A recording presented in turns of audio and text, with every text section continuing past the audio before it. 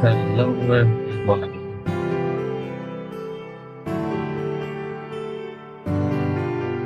How are you guys doing? Good to have you guys.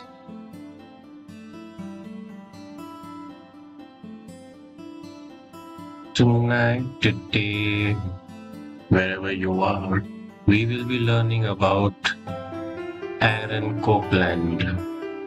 Hey Oscar, welcome back.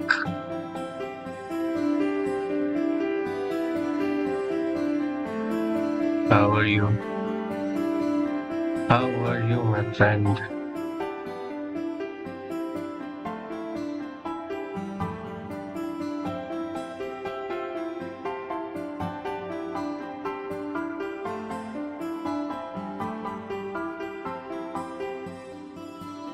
Awesome, awesome, awesome. Good to have you, buddy. I'm doing good. Having great time.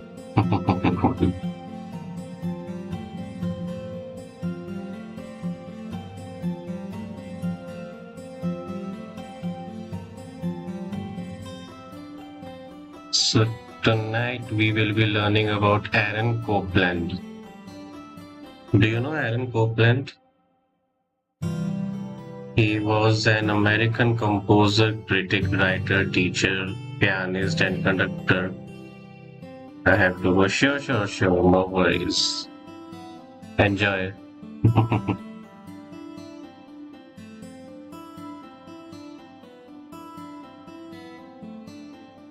Aaron Copland.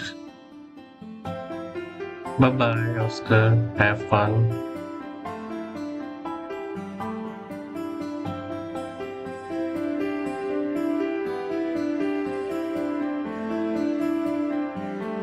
Aaron Copland, November 14, 1900. American composer, critic, writer, teacher, pianist, conductor. Welcome, everyone. Just to give you a heads up, the song that you're listening to right now, it's an original composition. I did that. It's my composition. So do let me know what you think of this beautiful piece that I have created.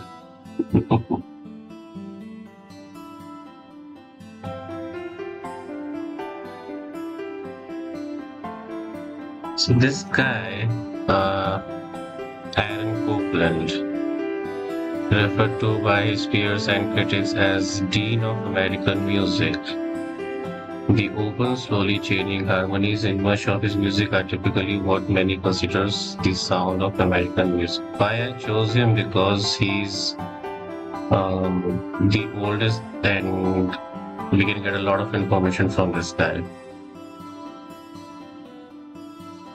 He's best known for the works he wrote in 1930s, 1940s in deliberately accessible style, often referred to as populist, which he calls his vernacular style.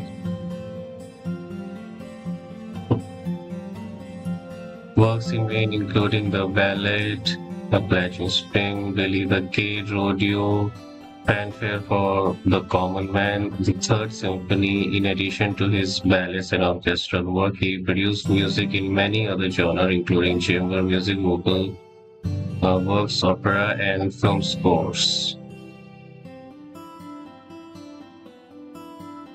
So, how did he become one of the finest? Yeah. Welcome, everyone. Welcome to the channel. Good to have you guys.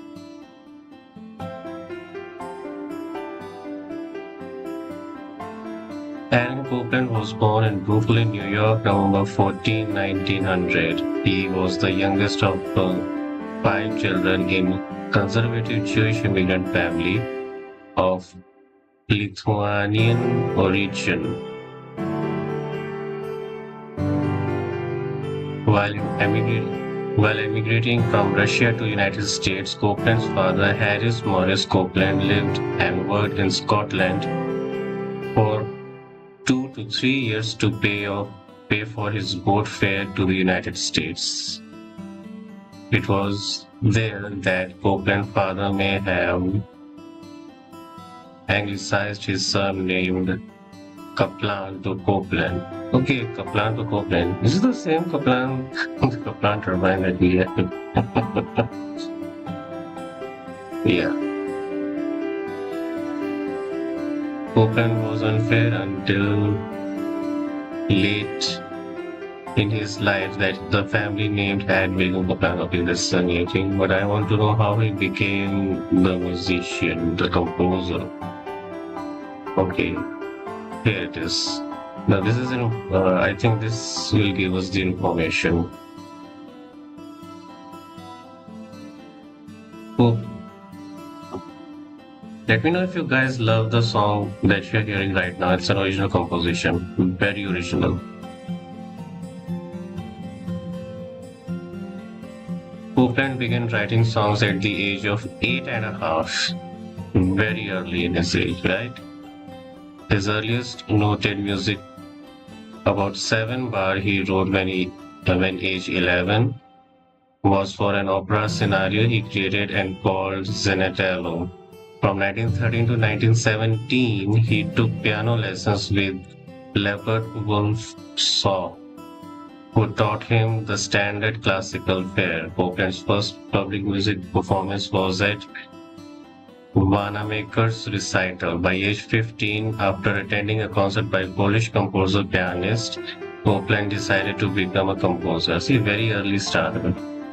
A very common thing among all the people that we are seeing right these days, and we are learning about all these people, they started early. Of course, the education part is something different, but yes, they started early with their career and they made a big name for themselves. At age 16, he heard his first symphony at Brooklyn Academy Music. After attempts to further his music study from a correspondence course, Copeland took formal lessons in harmony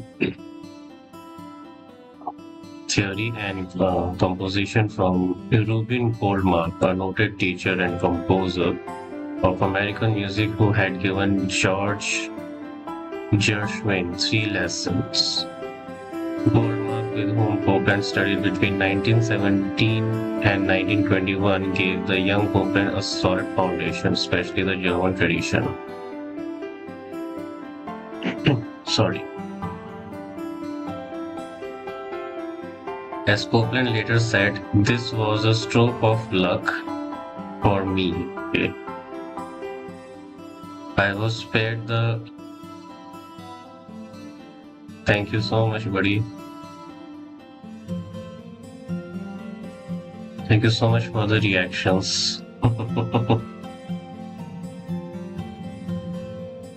I was spared the plundering that so many musicians have suffered through incompetent teachings, but Copeland also said that Goldmark had little sympathy for the advanced musical anatomy of the day, and his approved composer ended with Richard Strauss.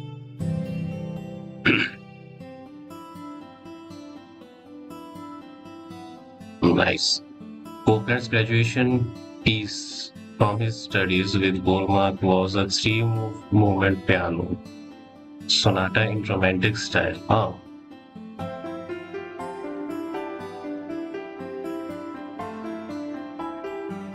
okay, this is interesting. Romantic music is a stylistic movement in Western classical music associated with the period of 19th century, commonly referred to as Romantic era. What was there before then? What kind of, how? Yeah, okay. You know what I want to say. Yeah. So, what was I? Okay. Copeland continued his musical development through an expanding circle of musical friends. After graduating from high school, he played in dance bands. Continuing his musical education, he received further piano lessons from Victor who found him quite shy, well-mannered, and gracious in attempting criticism. Copeland's fascination with the Russian Revolution and his promise for freeing the lower class drew a rebuke from his father and uncles. In spite of that, in his early adult life, Copeland developed friendship with people who had socialist enemies. So the school that he was going to, that helped him become what he in initial days. That school really helped him. Well, you do have some good schools all over the world. Some are really good. I mean, yes. Copeland's passion for the latest European music plus glowing letters from his friend Aaron inspired him to go to Paris for further studies. An article in Musical America about summer school program for American musicians at Fontainebleau School of Music offered by French government encouraged Copeland further. His father wanted him to go to college, but his mother's vote in the family conference allowed him to give Paris a try. On arriving in France, he studied in Fontainebleau with pianist and pedagogue Isidore Philippe and composer Paul Vidal. When Copeland found Vidal took much like Goldmark, he switched the suggestion to fellow student to Nadia Boulanger, then age 34. Okay. He had initial reservations. No one, to my knowledge, had ever before thought of studying with a woman. She interviewed him and recalled later one could tell his talent immediately. Oh, isn't that amazing? Some people are born talented. Um, Maybe, I mean, I'm not sure if you guys agree with me, agree with this, that some people are born talented. Because what happens is you work on talent, you work on skills. The more you work on skills, the better you get. Boulanger had as many as 40 students at once and employed a formal regime that Copeland had to follow. Copeland found her incisive mind much to his liking and her ability to critique a composition impeccable.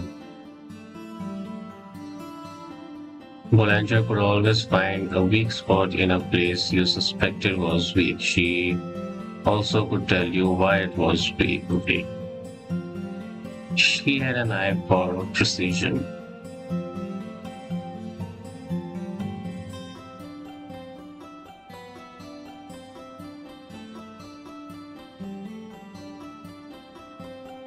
Make no mistake, a more charming, womanly woman never lived. He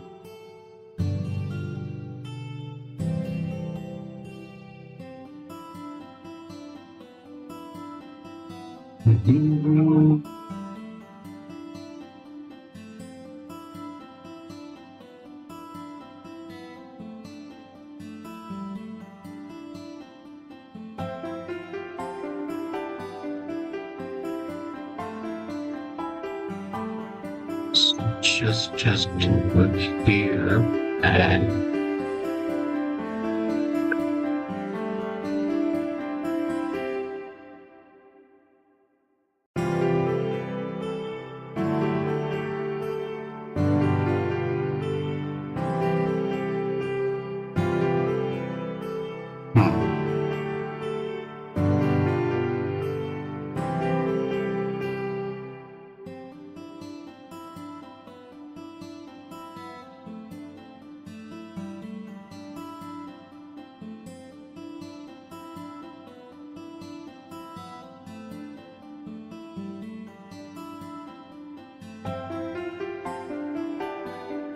hmm, so what next?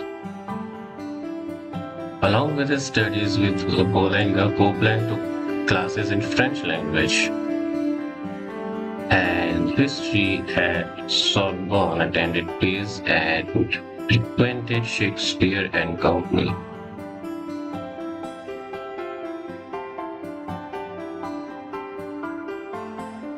Shakespeare and Company was an influential English language bookstore in Paris founded by Sylvia Beach in 1990. Beach published James Joyce's 1922 novel Ulysses at the bookstore. The store closed in 1941.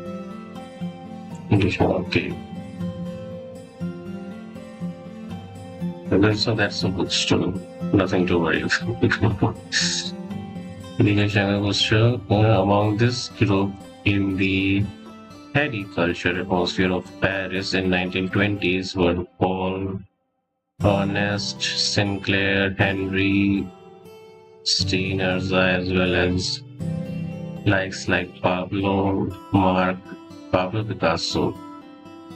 Pablo Picasso, Spanish painter, sculptor, spent most of his life in France. Okay, so he was among a group of talented guys. Copen said that latter was his favorite, the most read. Okay, 1925. Copeland returned to America optimistic and enthusiastic about the future, determined to make his way as a full-time composer. He rented a studio apartment on New York City's Upper West Side in the Empire Hotel close to Carnegie Hall and other musical venues and publishers. He remained in that area for the next 30 years. Later, moving to Winchester County, New York, Copeland lived frugally and survived financially with the help of two 2,500 $2,500 at that point.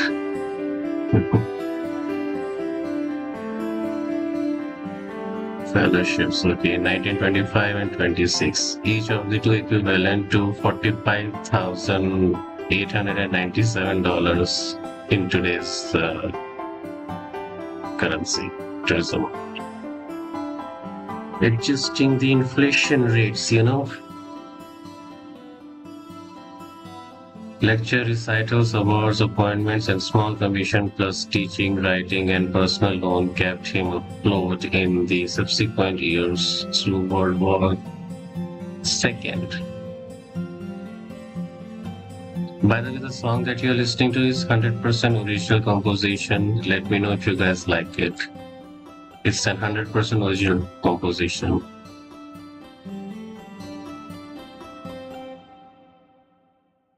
I did that. It's my composition. Let me know if you guys love it. Or whatever you want to say about the song. Just let me know. If there's any improvement, if you have any suggestions, most welcome.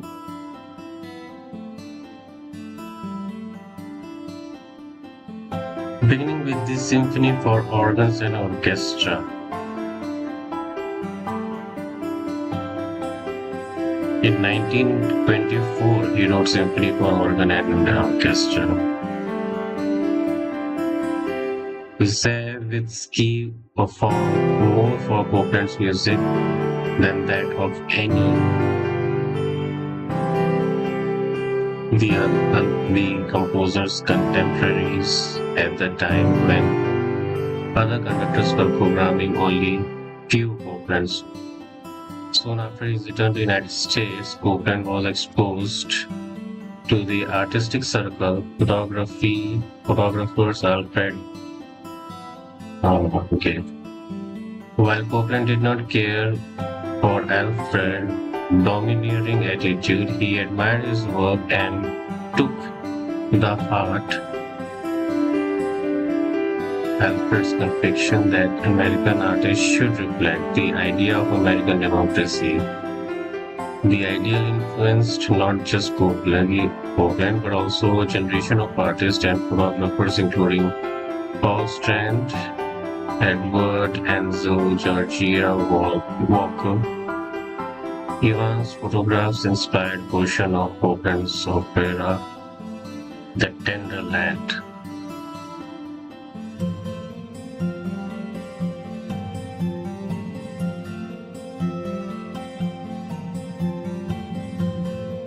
welcome everyone. Good to have you guys.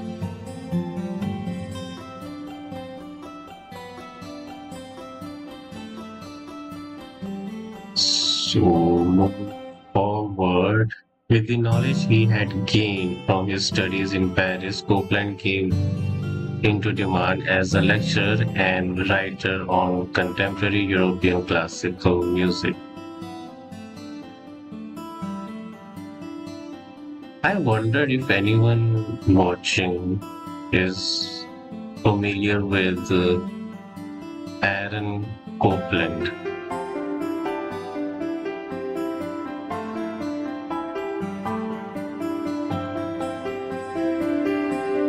Oh, anyone? Eventually, his new school lecture appeared in the form of two books: What to Listen in for Music 1937, revised 1957, and New Music 1940, revised 1968.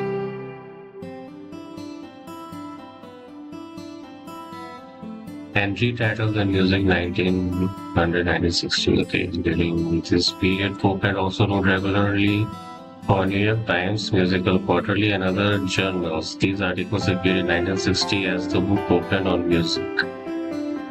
During his time at the so he not only composed music, he also wrote articles. Okay. Copeland's composition in the early 1920s reflected the modern attitude that prevailed among intellectuals, that the art needs to be accessible. Only a cadre of the enlightened and that the masses would come to appreciate their effort over time. But mounting troubles with the Symphony Code 1929 short symphony caused Copeland to rethink this approach. It was financially unprofitable, particularly during the Depression. Avant-garde music had lost what cultural historian Morris Dixon called its beyond experimental place and the national literature. Now here is the interesting part. Copeland observed two trends among composers in 1930s. First, a continuing attempt to simplify their music language, and second, a desire to make contact with as wide an audience as possible. Since 1927, he had been in the process of simplifying or at least paring down his musical language, though in such a manner as to sometimes have the effect, paradoxically, of estranging audience and performers. By 1933, he began to find ways to make his starkly personal language accessible to a surprisingly large number of people. That is point worth noting. Now, in many ways, this shift mirrored the German idea of music for use as composers sought to create music that could serve utilitarian as well as artistic purpose. This approach encompassed two trends. First, music that students could easily learn, and second, music which would have wider appeal.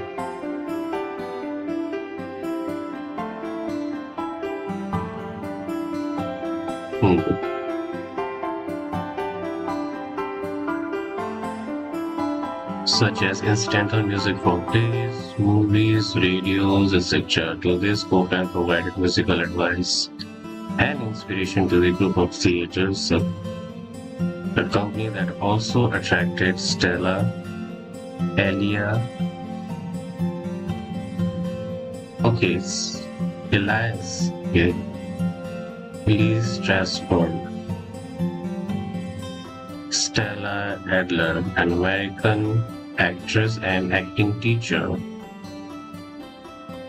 Philosophically, an outward growth of Stiglitz and his ideals, the group focused on socially relevant plays by American authors. Through it, and later his work in films, Copeland met several major American playwrights, including Thornton Wilder, William, and Arthur Edward. Hmm. In around 1935, Copeland began to compose musical pieces for younger audience in accordance with the first goal of American Jeepers music. Just a reminder for those who have newly joined me, the song that you're listening to is 100% original, my composition. Just let me know what you guys think. I would really appreciate that. Thank you so much.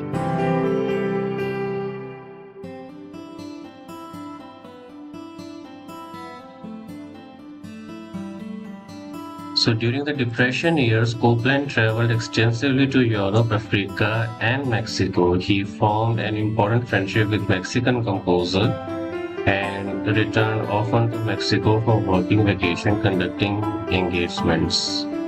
During his initial visit to Mexico, Copeland began composing the first of his signature work, El Salens, Mexico, completed in 1936. In it and in the second hurricane, Copeland began experimenting, as he phrased it, with simpler, more accessible style. This and other incidental commissions fulfilled the second goal of American jukebox music, creating music of wide appeal.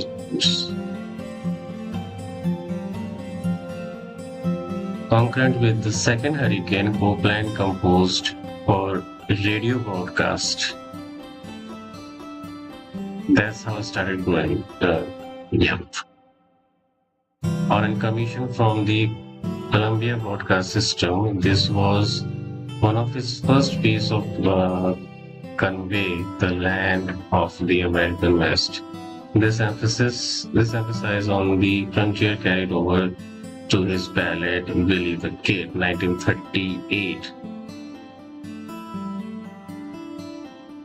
How many of you heard Billy the Kid? Guess who's back? Jury, you're back. Good to have you, buddy. Good to have you back. How are you doing?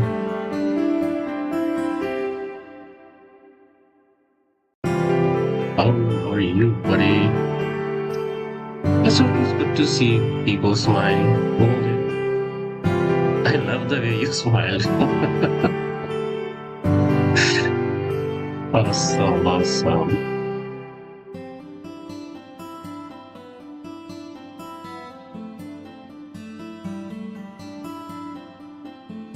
How's the weather there, Jury? How's the weather?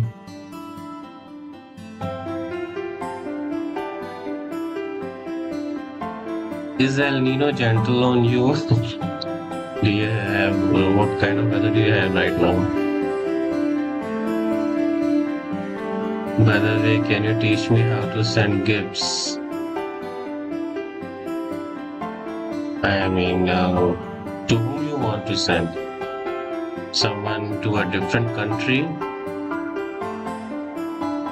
Someone to a different country, or you want to send gift to your neighbors?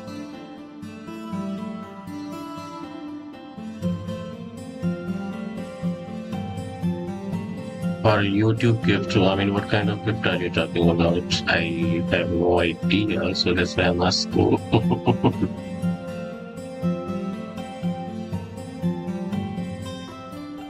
Let me check that if you're.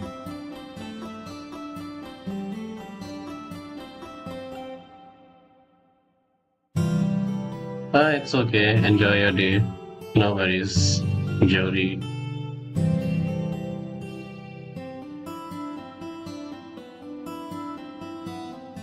Have fun.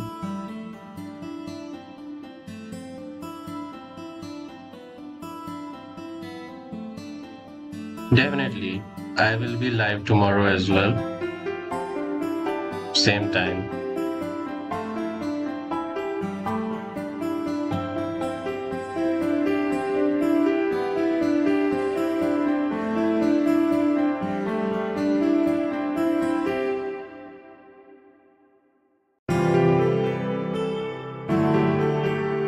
So, coming back to Aaron Copeland.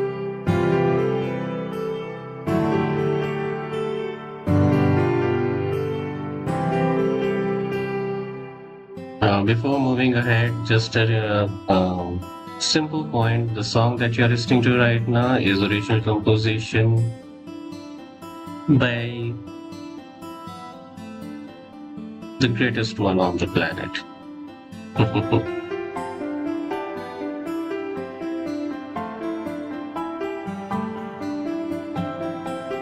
So, continuing with Aaron Copeland.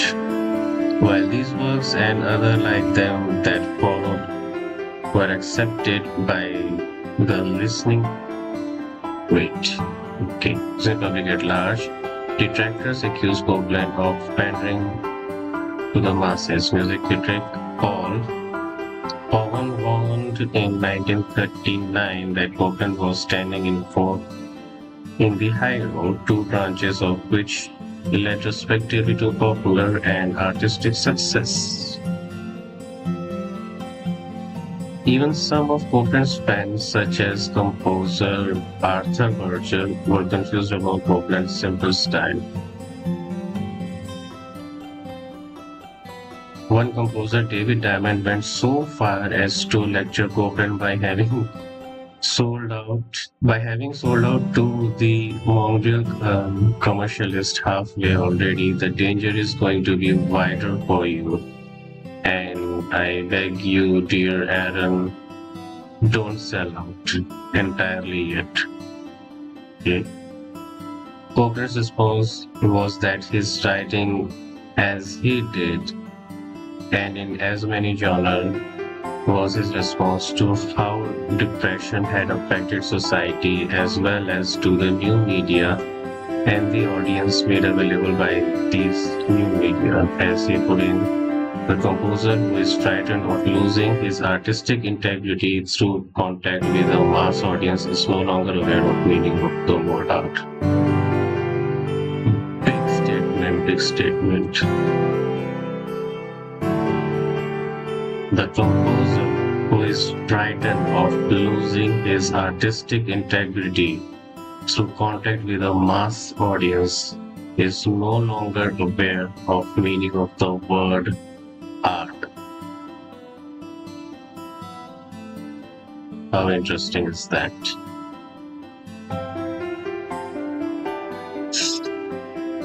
In 1940s, the 1940s were arguably Copeland's most productive years, and some of his work from this period cemented his fame. His ballet scores for rodeo and Appalachian Spring in 1944 that he created. Oh, who's this guy? Okay. A huge success. Lincoln and Fanfare for the Common Man became patriotic standards. Also important was the Third Symphony. Composed from 1944 to 1946, it became Copeland's best-known symphony. The Clarinet Concert 1948 scored for solo clarinet, string, harp, piano was commissioned pieces for band leader and clarinist Benny Goodman, and a complement to Copeland's earlier jazz-influenced work. The Piano Concert 1952. Let's see what else we had. Hmm. In 1949, Copeland returned to Europe, where he found French composer Pierre Boulez dominating the group of post-war grande composer. He also met with opera and okay.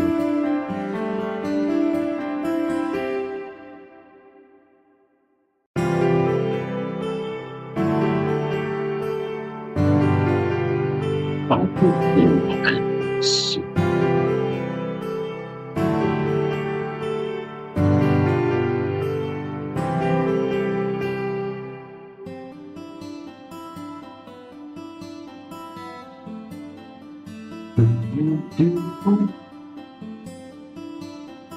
Copeland received a US Italy Fulbright Commission scholarship to study in Rome, which he did the following year. Around this time, he also composed his piano part into hits. So, what else to be? He was also included on FBI list of 151 artists to thought to have communist associations and portents of resistance. The Lincoln portrait withdrawn from the 1953 inaugural concert for President Ford later that year to private hearing at the United States Capitol in Washington, D.C. Copeland was questioned by Joseph McCarthy and Roy Cohn about his lecturing about Ford and his affiliation with various organizations and imprint.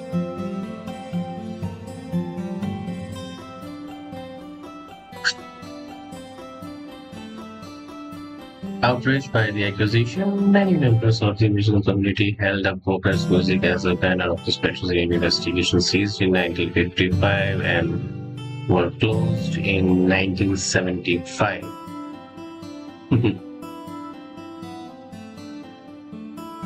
Now, the McCarthy who did not seriously affect Copeland's career in international artistic reputation.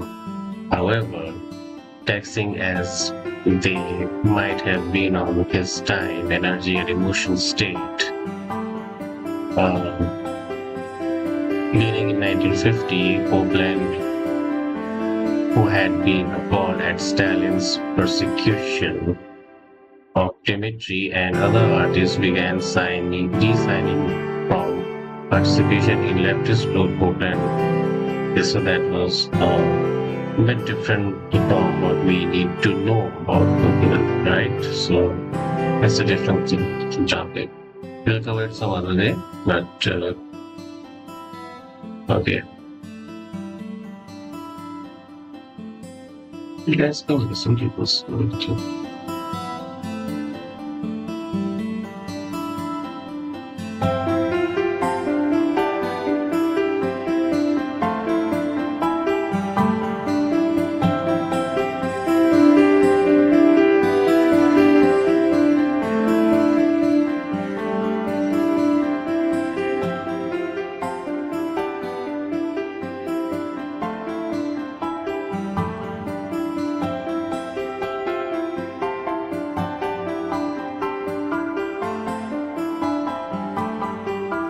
Isn't this beautiful?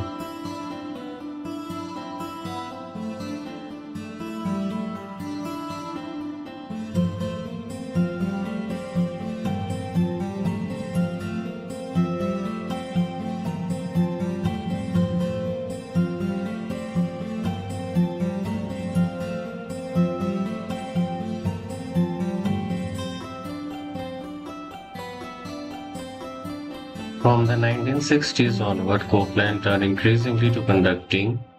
Though not enamored of the prospect, he found himself without new ideas for composing, saying it was exactly as if someone had simply turned off the faucet. He became a frequent guest conductor in the United States and the United Kingdom and made a series of recordings of his music primarily for Columbia Records. Columbia Record is also a common name that I have found in recent days, so let me know if you guys know about Columbia Records. In 1960, RCA Victor released Copeland recording the Boston Symphony Orchestra for this. Yes, this looks good, right? This looks good. Nice.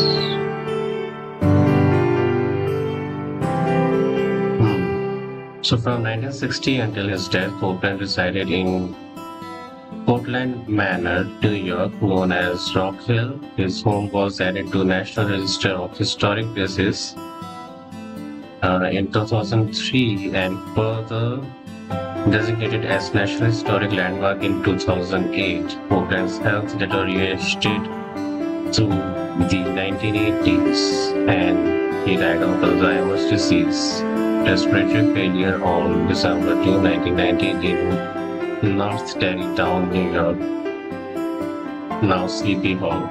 Okay. Following his death, his ashes were scattered over Tanglewood Music Center near the Lenox, Massachusetts. Much of his large estate was bequeathed to the creation of Aaron Copland Fund for Composer, which bestowed over $600,000 per year to performing groups.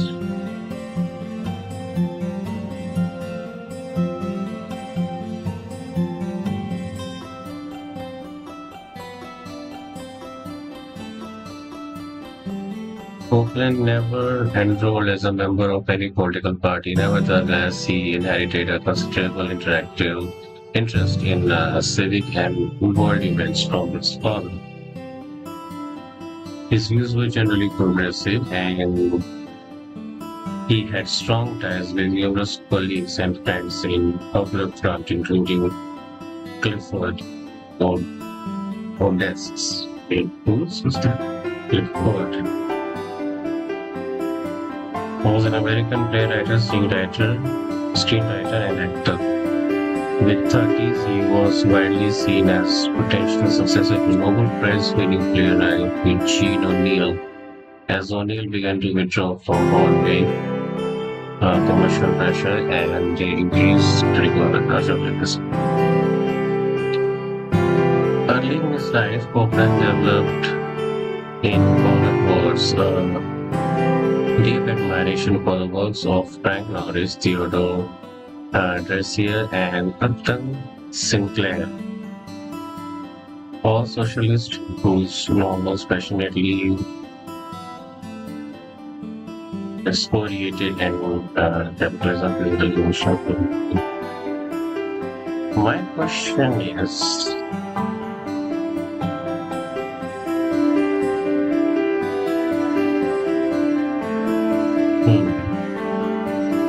no, it's okay. Okay, I'll figure it out.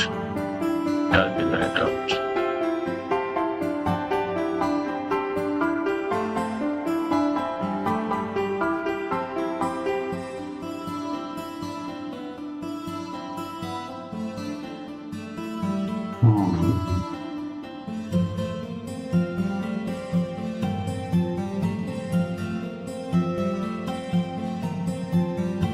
Copeland's method of composing was to write down fragments of musical ideas as they came to him. When he needed a piece, he would turn these ideas his own lyrics. Okay.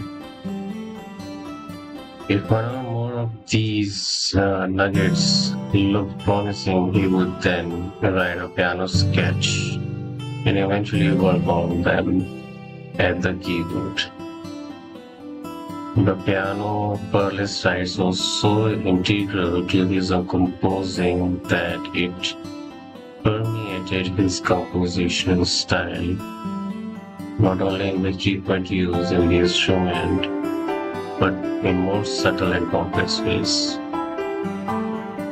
His habit of turning the keyboard tended to embarrass Copeland until he learned that Stravinsky also did so.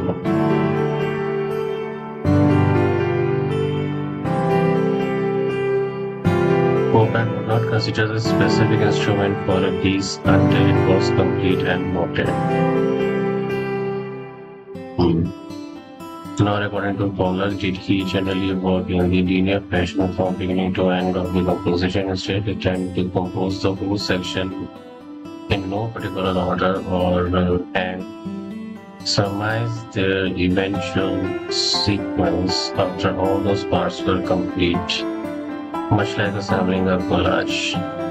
Popper himself admitted, I don't compose, I assemble material. Many times he included material he had written years earlier. Okay, that's he was okay.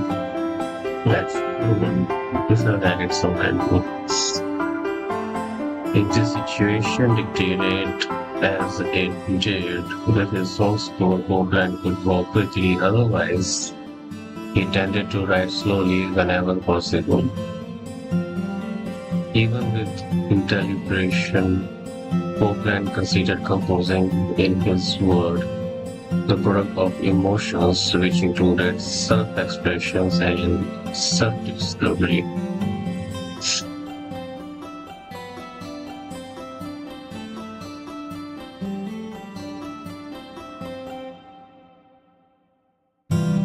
Hmm. I can add that somehow I don't add that.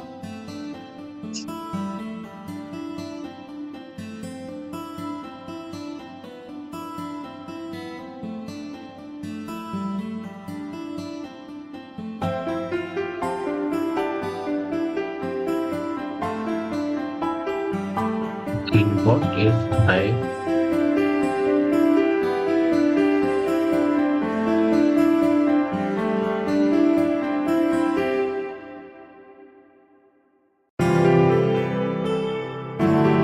what if I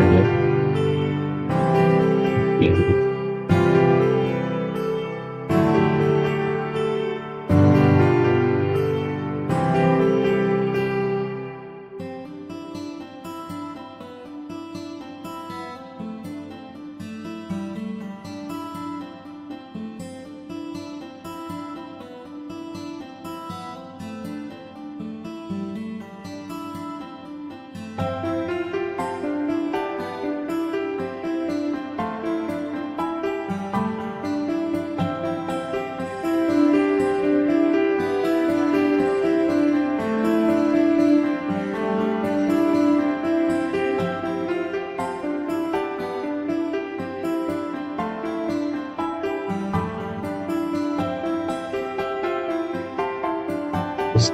wait.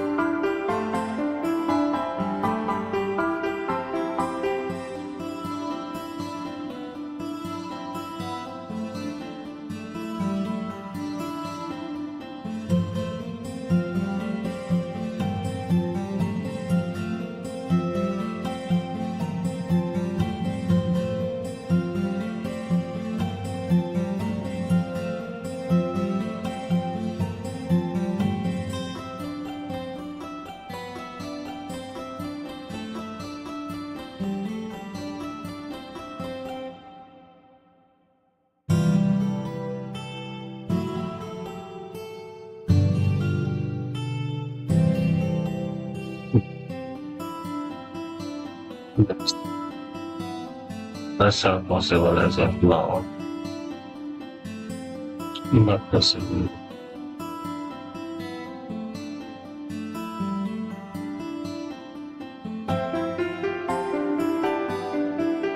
Okay, so what next? Let's see what else Adam Copeland can teach us.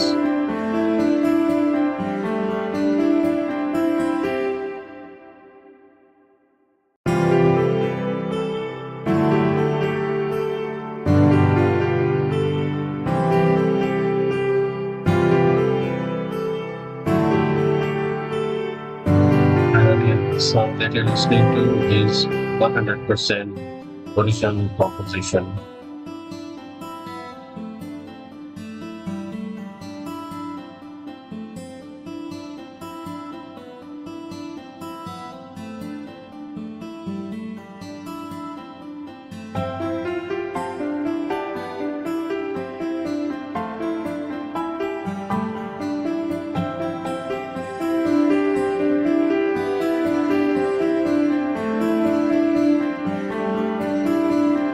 Copeland his melodic material for this piece really drawn to a collection of classical chords, changing pitch and varying rhythms. The use of folk tune with variation set in a symphonic context started a pattern he repeatedly in many of his most successful work.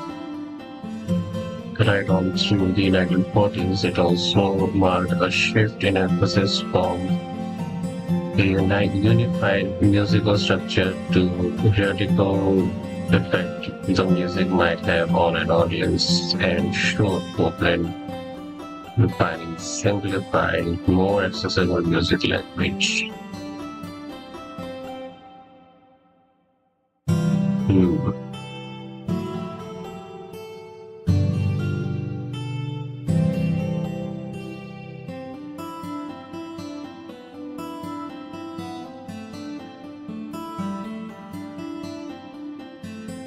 Hmm.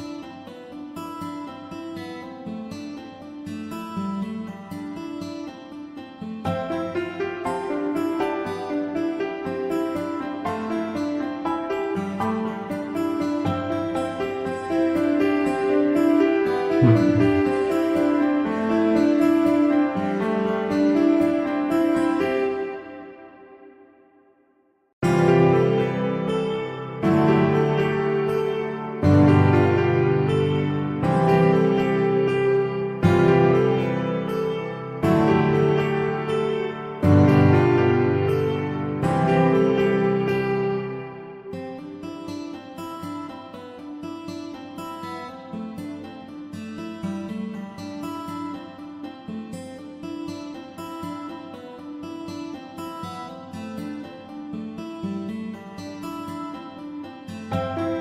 Hmm.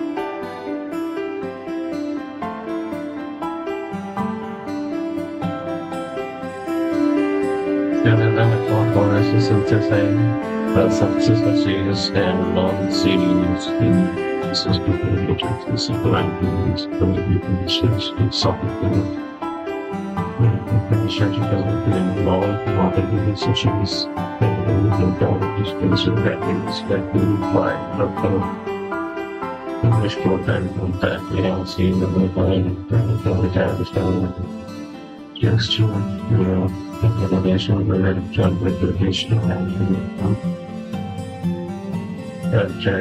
trying to look at the door, maybe the introspection, maybe the door of these lectures, where we don't actually say it's kind of things that are helpful from the language. When the is considered to go to the first and the same message, and we see that this on the more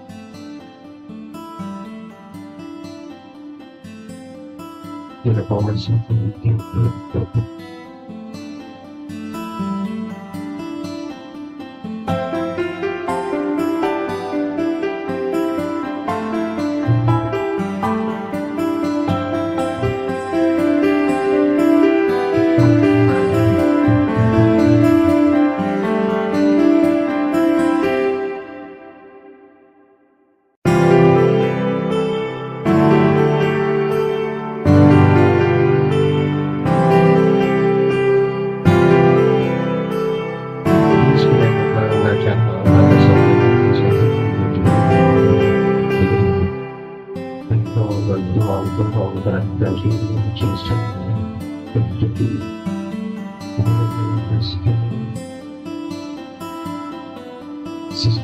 Anything else is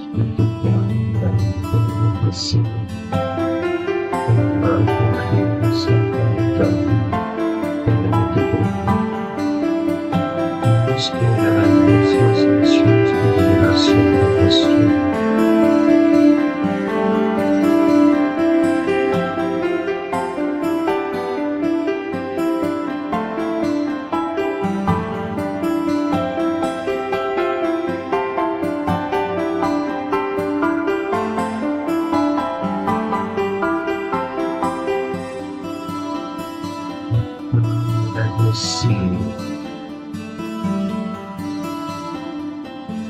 Aaron Copland has shown me something. Something to this point.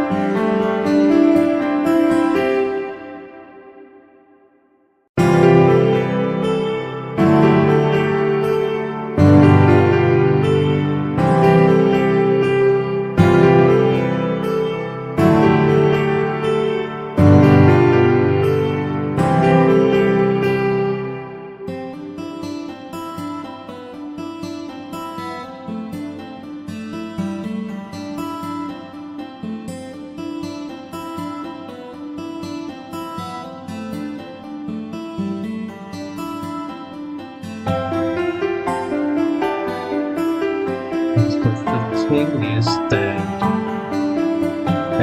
Oakland has made me think what about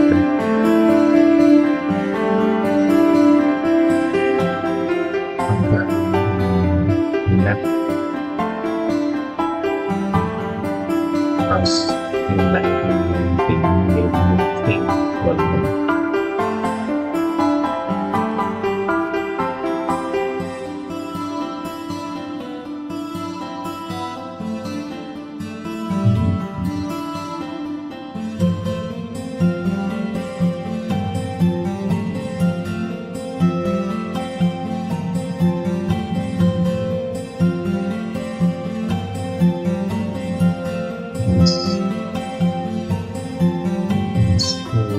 see what is with my feeling.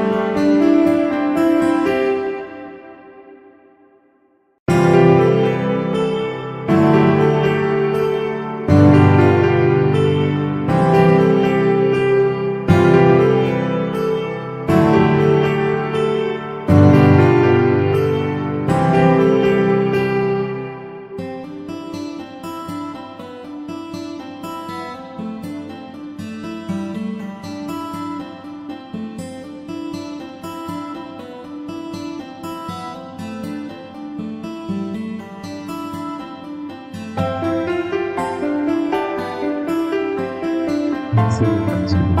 Thank you so much for joining me. Your host,